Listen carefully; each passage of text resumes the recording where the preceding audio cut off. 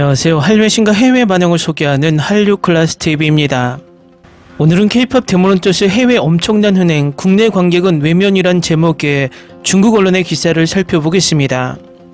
중국은 넷플릭스 서비스가 되지 않기 때문에 넷플릭스 드라마 영화를 본다는 자체가 불법 시청을 의미하거나 홍콩 넷플릭스를 통해서 우회 서버로 시청하는 것으로 알고 있습니다. 위 제목을 보면 중국 더우반에 올라온 K-POP 데모넌터스의 평점 6.6점을 가지고 중국에서는 외면된다고 이야기합니다. 그러면 과연 중국의 넷플릭스가 서비스되었다면 중국인들이 이 영화를 외면했을까요? 중국의 넷플릭스가 정식 서비스되었다면 그들의 순위를 알 수 있는 대조군이 있습니다. 바로 같은 중국어를 공용어로 쓰고 있는 세 나라입니다. 대만, 싱가포르, 홍콩입니다. 이 세 나라의 오늘 날짜 프리시페트로 순위를 살펴보면 모두 1위를 기록하고 있습니다. 결국 중국도 넷플릭스가 서비스되었다면 이런 성적을 내고 있을 것이라고 추측할 수 있습니다. 또 중국의 유튜브라 불리는 비리비리의 K-POP 데모넌터스 영상들은 셀 수 없을 만큼 많이 올라오고 있는데 외면당하고 있다는 말은 허언증이 아닐까 생각이 됩니다. 중국과 일본은 K-POP 소재의 인기가 오를수록 자신들은 아시아권을 벗어나 전 세계에서 이런 인기를 단 한 번도 누려보지도 못하면서도 한국의 인기를 애써 희석하려고 노력합니다. 중국 언론은 K-POP 데모넌터스와 일본의 넷플릭스 뮤직 드라마 유리심장을 동급으로 취급하는 어이없는 기사를 씁니다.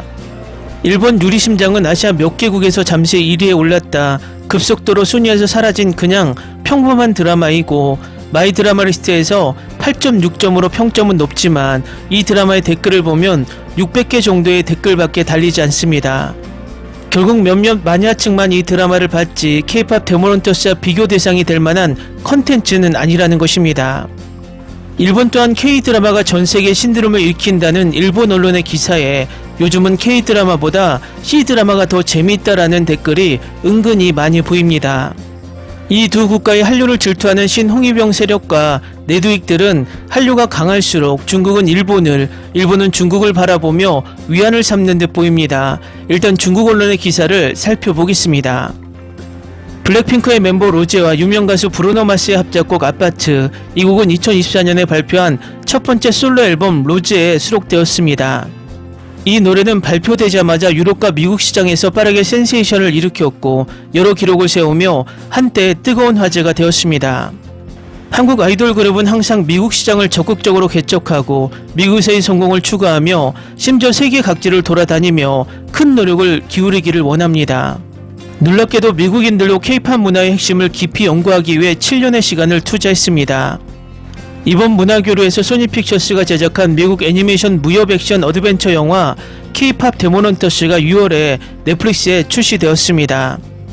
영화는 한류 걸그룹과 보이그룹의 대결을 그린 영화입니다. 7월 30일 기준으로 이 영화는 넷플릭스 오리지널 애니메이션 영화 중 가장 높은 조회수를 기록했으며 조회수는 2억 1천만 회를 돌파했습니다. 의심할 여지 없이 이 영화는 해외에서 선풍적인 열풍을 일으켰고 전세계 여름 시즌에 인기 화제가 되었습니다.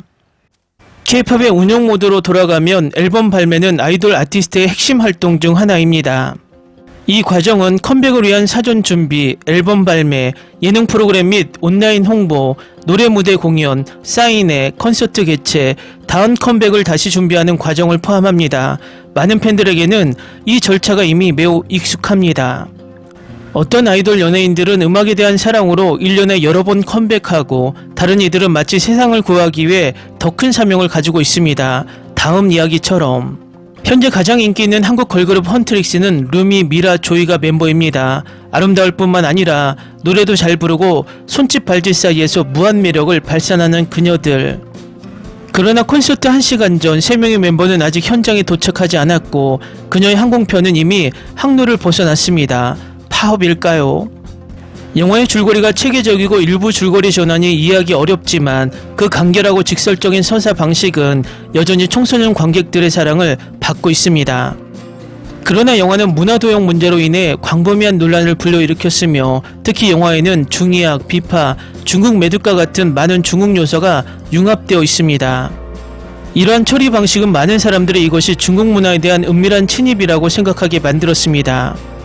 그럼에도 불구하고 우리는 영화의 사운드 트랙을 무시할 수 없으며 그 세뇌된 노래와 가무 장면은 서사적인 부족함을 적절히 보완합니다. 영화의 사운드 트랙은 골든, 소다팝, 유어 아이돌로 전세계 차트를 휩쓸었습니다. 그중 골든은 싸이의 강남스타일을 이어받아 13년 만에 영국 차트에서 1위를 차지한 K-팝 곡이 되었습니다. 출시 초기부터 가상 아이돌 그룹은 리얼월드 한국 가수들의 강력한 지지를 받으며 리메이크, 커버, 리액션을 통해 영화를 응원했습니다. 이는 또한 K-팝 문화의 결속력을 보여주며 특히 문화적 이익과 관련이 있을 때 한국 가요계의 단결은 세계의 강력한 에너지를 보여주었습니다.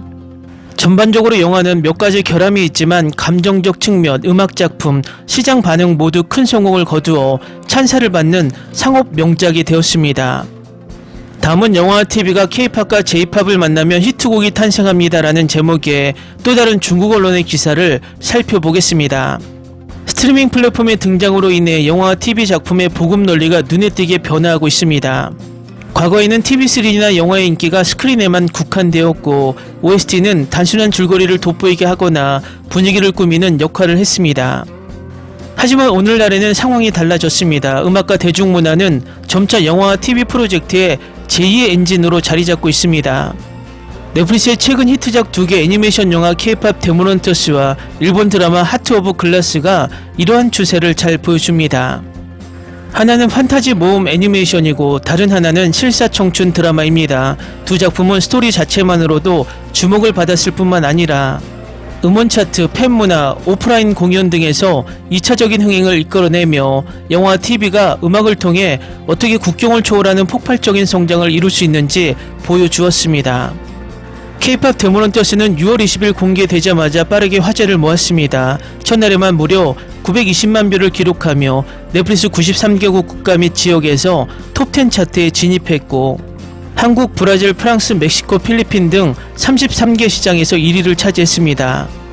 하지만 더욱 놀라운 것은 이 애니메이션 영화의 영향력이 영화적 경험을 넘어선다는 것입니다. 영화 속 가상 아이돌 그룹 헌트릭스의 등장은 그들이 음악 산업에 성공적으로 진출할 수 있도록 했습니다. 영화의 사운드 트랙 K-팝 데몬헌터스는 빌보드 200에서 2위로 데뷔했고 7곡 모두 빌보드 핫100 차트에 올랐습니다. 타이틀곡 골드는 몇 주 연속 차트 1위를 차지했습니다. 스포티파이 청취자 수는 블랙핑크를 빠르게 추월하며 전 세계에서 가장 인기 있는 K-팝 걸그룹으로 자리매김했습니다. 가상의 밴드 템블랭크의 오리지널 앨범 글래스 하트는 시리즈 발매 당시 일본, 대만, 홍콩, 태국, 애플뮤직 앨범 차트 1위로 데뷔했으며 실물 앨범은 일본 주간 판매 차트 톱10에 꾸준히 진입했습니다. 시리즈의 인기에 힘입어 주연 배우 사토 타케루와 그의 동료들은 캐릭터 밴드 템블랭크의 멤버로서 한국, 대만, 홍콩에서 아시아 팬미팅 투어를 진행하며 시리즈의 인기와 음악을 오프라인에서도 경험할 수 있도록 할 예정입니다. 이런 종류의 더블라인 돌파구는 당연히 최고 음악팀의 지원과 분리될 수 없습니다. 예를 들어 K-팝 데몬헌터스의 음악 부분은 BTS와 블랙핑크의 많은 히트곡을 프로듀싱한 베테랑 K-팝 프로듀서인 테디 박과 린드그렌이 프로듀싱했습니다. 글래스 하트의 사운드 트랙은 늑대아이의 아메와 유키를 비롯한 수많은 영화와 TV 시리즈의 음악을 작곡한 타가기 마사카츠가 작곡했습니다. 전 세계적으로 인기 있는 K-팝 데몬헌터스이든 국내에서 개발된 하트 오브 글래스이든 이 모든 작품은 같은 사실을 보여줍니다. 스트리밍 시대의 음악은 영화와 TV 프로젝트가 기존의 틀에서 벗어나기 위한 필수적인 지렛대가 되었습니다. 물론 중국 관객의 관점에서 보면 두 작품의 내용이 완벽하다고는 할 수 없습니다. 더반 평점이 각각 6.6점과 6점에 불과한 K-팝 데몬헌터스의 유리심장은 논리성과 스토리 완성도 측면에서 다소 아쉬운 부분이 있습니다. 중국 관객들은 이미 OST에 대한 높은 호응을 보이고 있습니다. 짧은 영상과 2차 창작 문화의 발전과 더불어 중국 시장은 OST 확산을 위한 자연스러운 토대를 제공합니다. 프로젝트 초기 단계부터 드라마 플러스 음악이라는 듀얼 엔진 접근 방식을 도입함으로써 넷플릭스의 크로스오버 성공을 재현하고 중국 내에서 영화와 음악이라는 새로운 흐름을 만들어낼 수 있는 확실한 기회가 있습니다. 나아가 국내 드라마가 하트 오브 글라스처럼 한정된 음악이나 가상의 아이돌 그룹을 직접 만들어내고 음반 발매와 오프라인 투어를 동시에 진행한다면 드라마, 노래, 퍼포먼스의 입체적인 전개를 통해 히트할 수 있는 자신만의 길을 찾을 수 있는 기회가 생길 것입니다. 앞으로 음악은 더 이상 영화와 텔레비전에서 단순한 보조적 역할에 그치지 않고 새로운 트래픽 엔진이 되어 영화 텔레비전 콘텐츠의 제2의 성장점을 만들어낼 수도 있습니다. 기사 잘 보셨나요? 결국은 중국도 일본의 J-POP 데모넌터스처럼 C-POP 데모넌터스를 만들어내야 한다는 결론 같습니다. 두 국가가 착각하는 것은 K-POP 데모넌터스가 지금 이 시기에 등장해 국제적으로 성공하고 있는 이유는 K-POP이 지금 전 세계의 트렌드를 선도하고 있기 때문입니다. 전 세계가 바라보지도 않는 J-POP이나 C-POP으로 백날 영화 드라마를 제작해봤자 일본과 중국 국내용 컨텐츠라는 것입니다. 한마디로 앞에 K-POP의 인기가 없었다면 K-POP 데모넌터스는 탄생하지 못했다는 것입니다. 한류 클래스 TV는 한류 외신과 해외 반응을 꾸준히 쫓아가 보겠습니다. 재밌게 잘 보셨나요? 여러분의 구독, 좋아요, 댓글, 알림 설정은 컨텐츠 제작에 큰 힘이 됩니다. 그리고 항상 하시는 일마다 대박 나시고 행복하시길 바랍니다.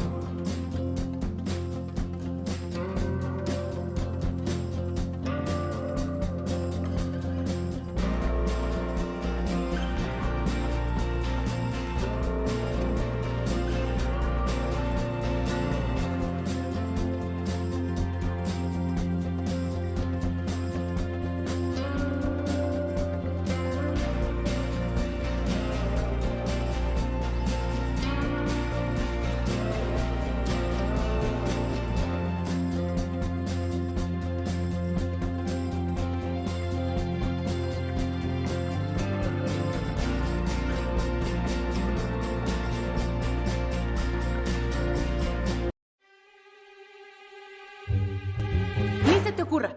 Olvida el ganso y los tomates. No hables de las ballenas. No es un acuario. No actúes como tonta. Que eras una genio. ¿Sí? No vayas a presumir, a la gente no le gusta eso. Y no digas cosas sin sentido. Y bueno, ¿terminamos? Hasta pronto. Abogada, tengo mucha curiosidad por conocerla.